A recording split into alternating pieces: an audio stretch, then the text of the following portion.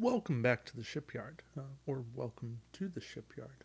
My name's David, and today we are taking a look at the cards that come in Alliance. Now, I wanted to do this with my own physical copy, but I pre ordered from Game Nerds, and I'm not saying anything bad about them, but they still haven't gotten their shipment as of February 10th, and I'm hopeful, but yeah, I'm out in California, and I don't have product in my hand. I want product in my hand because I would love to show you physical product. Anyway, enough with that.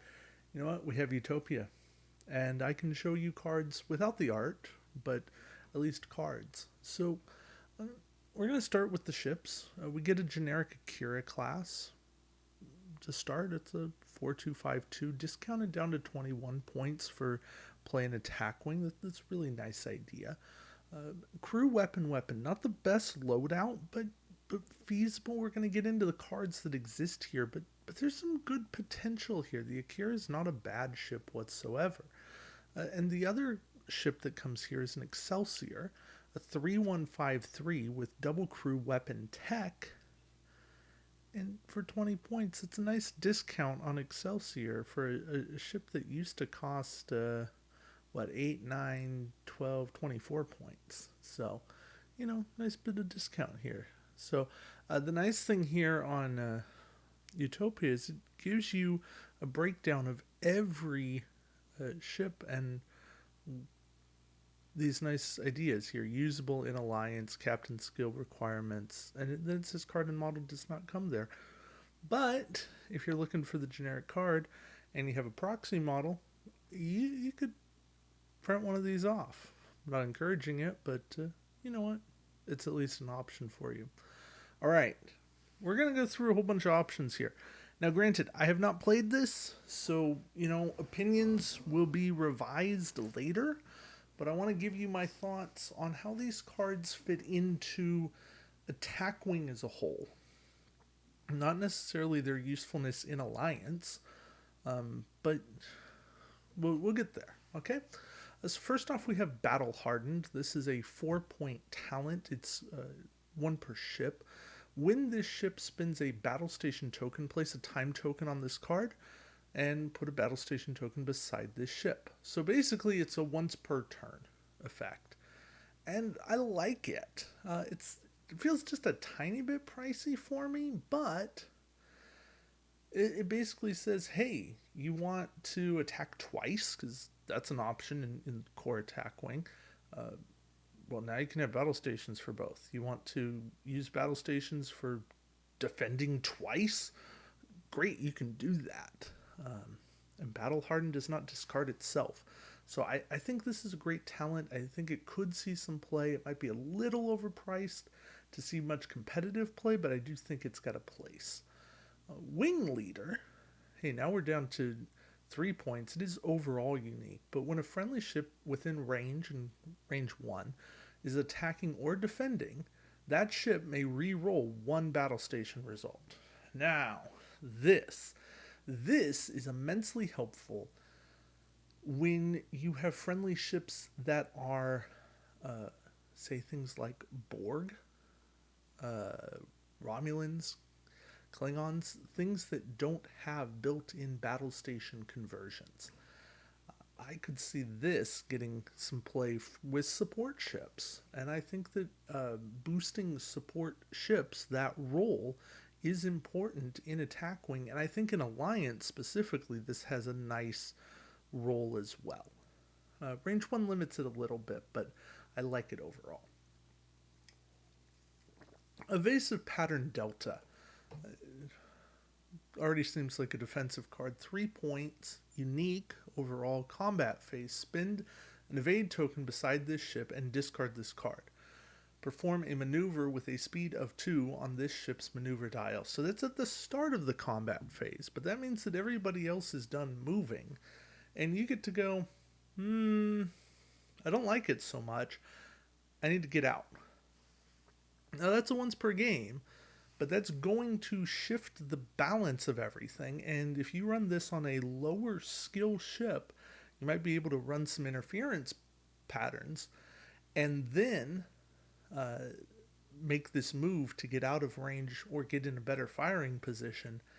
And that could really shift the tide. So, again, this card feels like it's got potential.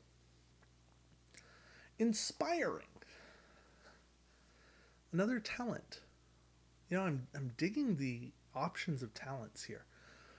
2 points, unique. Target a friendly ship at range 1. Remove 1 auxiliary power token beside this ship. Now that's every planning phase. You just get to do that. I see immense synergy with something like the ISS Defiant. Yeah, that's a thing. That's a ship that gets to negate a damage for an Ox power token. There's some other cool Ox effects that being able to run in tandem and remove those Ox power tokens would work really well. So Inspiring might become a nice piece to a lot of builds. Calculating, a 1 point ship unique talent. Activation phase, discard this card this game round. The captain skill of the captain equipped to the ship is skill 10. Personally, I'm not in favor of stuff like this, but it has a place. It typically lets you shoot first-ish, and it has a role. As a 1 point talent, it does fill a nice niche, but your mileage is going to vary. All right. We get Quantum Torpedoes. These are 6 point. That already kind of makes me unsettled. They give you 5 dice, let you shoot at range 2 to 3 from the front or rear arc of your ship. You have to spend your target lock, disable the card, target an opposing ship. If it's hit, add a hit result. I understand the cost within Alliance. I really would have liked to have seen a better version of this updated for the purposes of Attack Wing, so I can't fall in love with a card like this. It's too pricey. Okay, Full Spread. 5 point, unique, ship unique weapon. After attacking with a Photon Torpedo upgrade, discard this card and the torpedo upgrade used. Make another attack with the same torpedo upgrade against a different target. Even if the torpedo is disabled, has a time token, or you no longer have a target lock token to spend. I like that. I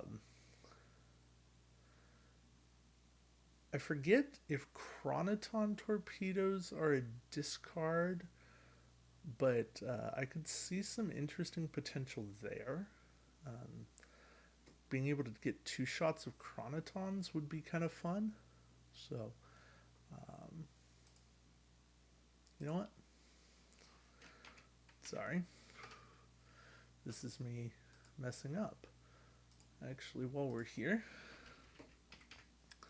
let's look. Yeah, Chronotons is just to attack, disable. So, yeah, that could definitely be a viable. You know what? Here, let's get my my face out of the way here. This could definitely be a viable play. To use Chronoton torpedoes with Full Spread. So we'll get back into where we were. I did not mean to do this. I'm liking what I see so far, though. This is a lot of good stuff. All right, Full Spread. Full Spread, definitely a solid card. And something I can see myself using. Maybe not so much in Alliance, but in other builds. All right, we get Enhanced Targeting. When attacking, this ship may re-roll 1 attack die. For 4 points feels a little too expensive. I might have run this if it cost me, say, 2. but maybe 3. I don't know. I'm nitpicking here. I do like it. I think it's nice in Alliance, but I don't think it's going to be anything that I run long term.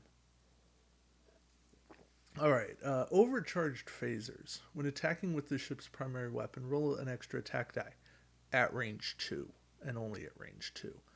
Again, that feels super situational. Range 2 happens a lot, surprisingly, a lot.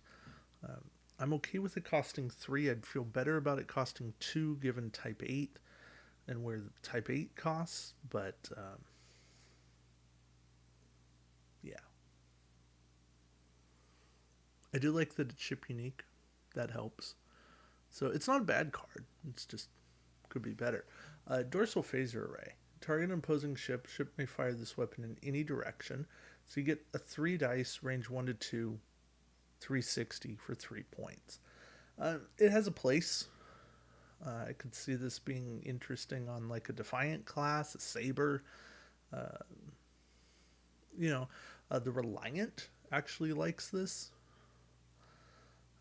Not that the Reliant needed a ton of coverage, but it needed a little bit more coverage. So I can see this having some roles, but not a ton.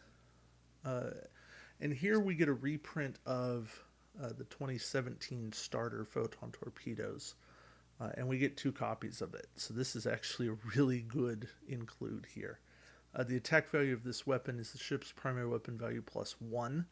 So, potentially 6. I like that it only costs 2. You get range 2 to 3, forward and rear arc. Spin your target lock, disable the card, convert all your blanks into battle stations. So you want a battle station token when you run this. It's good. It's a good card. All right, Subspace Field, our first tech. Action, discard this card. Remove all auxiliary power tokens beside all ships within range 1. Very situational, but something I think that has some play because of the overall role that aux power plays in the game. When it is viewed as a cost of performing upgrades or minimizing effects, having a card like this that can take it away from other ships actually becomes really good, and again plays into this idea of a support ship. I don't know how much that's ever going to change the game, but I do like that cards like this exist because it starts to give it more credence. All right, the EMH. Planning phase, place 2 time tokens on this card. Remove 1 disable token on a crew upgrade equipped to the ship. So you're trading off time tokens for the disable. I don't dislike it, but I don't know that it's worth 4 points to me. Right? This is only a piece of the build, so you have to have at least one other crew to make it work. That crew has to have a disable effect, and that's a tricky balance to weave. Is the MH good? Yeah, it is, but I don't think it's the missing piece to certain builds that some might think it is. I think it can have a role in Alliance, absolutely, but be careful about using it and overextending it. Okay, Detection Grid. Here's another tech 3-point ship unique. If there is a scan token beside this ship, combat phase, so start of combat phase, if you have that scan token, opposing ships that are both in range and in this ship's primary firing arc roll 1 fewer defense dice when defending against another friendly ship. So you're kind of sharing your scan token. This is an interesting an interesting support card. Uh, I like it against cloaking ships, but I find some value in it against anything, really. Anything that rolls defense dice. Um, the trick becomes pairing this with other cards that want to have a scan token. Uh, yeah, I could see liking this. I'm mulling through some options and going, okay, I could see how that plays out. Reinforced shielding. Add +2 to the ship's shield value for 3 points. Uh, that's just good. That's a good card. This is a card that's going to see play because you're getting value out of it, and it's one per ship, so you can't go crazy with it. But now you can put shields on ships that need shields that didn't have shields to begin with. So that's good too. Improved hull plating. Sorry. Improved hull plating. When defending during the modify attack dice step, convert a crit into a hit. I like that it's a constant for 2 points. Sure, 1 point would probably have to be a one-time use. So, okay. Um, Typically, I prefer effects that cancel damage rather than just mitigate my damage. But not taking crits can save you, especially in a campaign. So, in a campaign environment, I'm actually somewhat likely to take something like this to survive, because that poorly timed direct hit or minor explosion, just a bad damage card can really mess with you. Impulse efficiency. During the execute maneuver step, if the ship performs a white maneuver, place 2 time tokens on this card to remove 1 auxiliary power token beside the ship. So it's not quite treated as a green, but it's get the benefit of a green. I like that. And you can do that potentially every other round. There's a lot here that mitigates Ox, so it's something. And at 2 points, it's reasonably cost effective. So, again, I see good things. Impulse upgrade, treat the ship's 2 straight and banks as green. For a 1 cost card, kind of hard not to like it. I see some cross-faction play with this. Dominion battleship, battle cruiser, anyone? Yeah, that's totally a thing. All right, now we get into the crew. Um, we're gonna hydrate for that. All right, Commander. Action. Place battle station token and an evade token beside this ship. So 5 points to do more stuff. Reminds me a bit of Gul Dukat or Picard. That is your action. So this is really only like get 1 free action. But, it's spend your action to get 2 things. Feels pricey. 5 points, right? But being able to do this from a crew slot instead of a captain slot opens up a ton of options for the captain long term, and in a campaign actually is kind of nice too. So I'm on board with it. Tactical officer. When attacking, disable this card, reroll any number of attack dice. Again, feels a little expensive at 4 points. I'm fine with the ship unique. I'm even fine with the disable. I might prefer the time tokens on this already, but they needed things for the EMH to interact with. So, yeah, again, I'm okay with it, but it just feels pricey and something I'm probably not using outside of Alliance. Helmsman. Activation phase when this ship's maneuver card is revealed. Disable this card. Increase or decrease the maneuver speed by 1, even if this results in a maneuver that does not appear on the ship's maneuver dial. Okay. Right? Potentially you can do a 1 turn, a 4 bank, a 6 straight. There's a lot of options here, But what's more important is you don't have to do it until you reveal your maneuver. So I like that that's reactive in the moment. So it's pretty good. Um, Not always my play style, but in Alliance, it might be the thing you need to do to survive. Science Officer plays in with Detection Grid. Action, place 2 scan tokens beside this ship. So, you're spending your action to scan. Science Officer lets you get a second one. Essentially. Not actually. Science Officer says instead of your normal action scan, it's action scan. Which is good. Um, hey, you're going to be offensive. You're going to be able to shoot and hopefully kill something because they don't get defense dice at that point. 2 less is a lot less. So I'm okay with that too. Operations Officer. I'm thinking pandemic at this point. Operations Officer, and the last card here. In phase, spend an evade token beside the ship.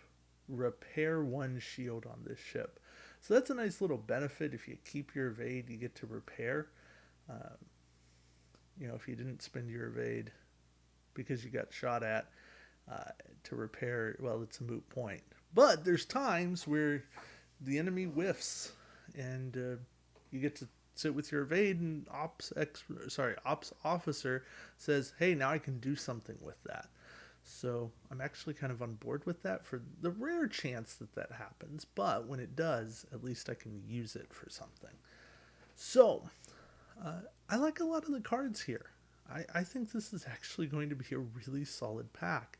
And believe it or not, I am more excited for Alliance having seen all these cards. I know there were previews on Six Sides of Gaming, Lynn Vander Studios stream, but as much as I watched it, I didn't actually get to see all the cards and really pay attention and analyze them in great detail. Not all of the cards are perfect, but they don't have to be. They provide what's my catchphrase? Oh yeah, options. They provide great options when you're playing a campaign. They give a very offensive, some defensives, and most importantly, some support roles. Yeah, to the game. I think 3-player is actually a nice sweet spot in the game. So yeah, there's a lot of good stuff available here, and I can't wait to get my own copies. Yeah, you heard me, copies. I know you folks in the UK are with me, patiently waiting, and Europe, and France, Germany, every place. Australia's waiting too. So, for once, I feel your pain. I am with you here, waiting for product, and it is agonizing. I wish I had this stuff, but once it arrives, it's going to be really exciting. So, um, thank you all for watching. I really appreciate the views. And I really look forward to making content once I possess my product, because you know what? WizKids didn't deem it worthwhile for their big Star Trek Attack Wing YouTube channel to have a preview copy of this. Go figure. Anyway, thank you again for watching. And until next time, we'll see you around the shipyard. And hey, if you're new here, consider subscribing. Put out a lot of content for this game. So, and there's going to be a lot of Alliance content coming soon. All right. Take care, guys.